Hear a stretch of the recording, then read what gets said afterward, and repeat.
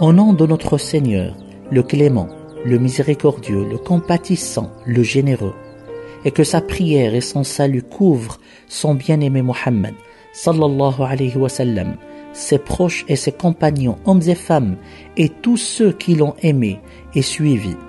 Je ne suis pas un terroriste, car j'ai dans mon cœur de l'amour et du respect pour toi, ô mon frère et ma sœur en l'humanité, quelle que soit ta religion et quelle que soit ta race, et car aussi je tiens entre mes mains une rose qui introduira ma lettre pour toi, une lettre de fraternité, d'amour, de compassion et de respect, et qui peut changer toute ta vie et te faire découvrir le trésor enfoui au fin fond de toi et que tu n'as jamais pu découvrir ou même remarquer, car il y a ceux qui veulent qu'il en soit ainsi.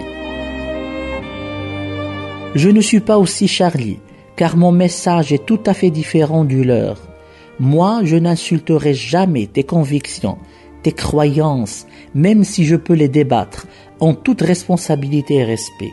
Moi, je n'attaquerai jamais ta religion et je n'offenserai jamais des millions d'êtres humains qui sont liés moralement et spirituellement à une religion telle qu'elle soit. Par contre, je pourrais peut-être la critiquer dans les règles de l'art et avec tout le respect et la logique possible.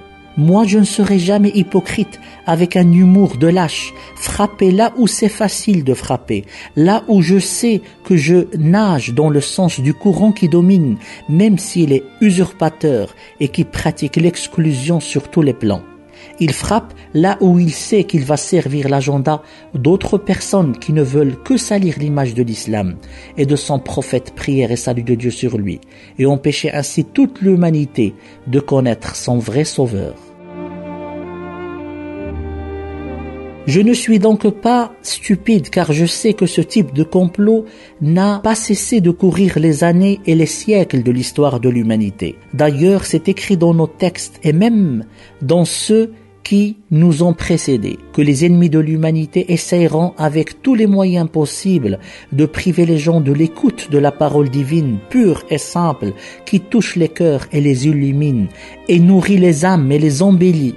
Et s'il te plaît, écoute mon cœur qui te parle et cherche la vérité chez les sincères.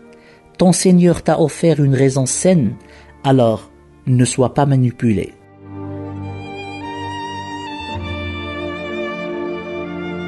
Pour vous, chers frères et sœurs en islam, et partout dans le monde, je vous dis bravo pour votre patience et pour votre clémence, bravo pour votre persévérance, afin de faire parvenir à tout le monde que l'islam ne connaît pas le terrorisme, et que le terrorisme n'a pas de religion.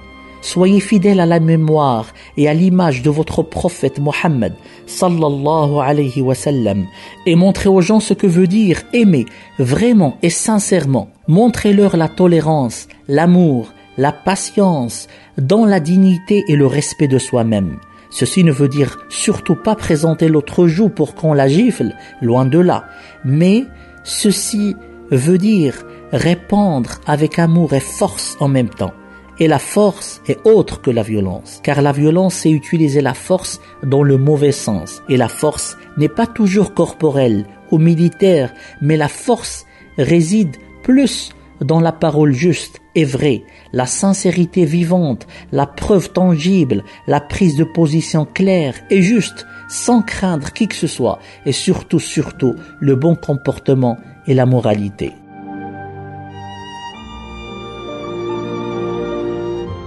L'affaire Charlie est juste une urgence, comme celle du port du voile par exemple et d'autres, et qu'il faut savoir bien gérer.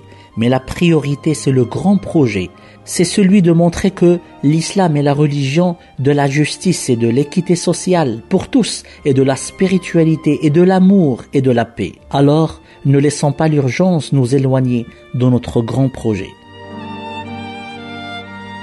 Nous ne sommes pas des intrus dans cette civilisation occidentale très bien manipulée par autrui, mais nous lui apportons la solution à sa misère, à sa tristesse, à son esclavage et à sa soumission sans qu'elle se rende compte à cet autrui qui ne cesse donc d'enflammer le monde entier par la violence, les mensonges et l'hypocrisie, les guerres, car c'est là où il se retrouve, et c'est là où il évolue et il vit, car c'est un microbe qui se nourrit de vie humaine, et dans le milieu de culture s'appelle la haine et la violence.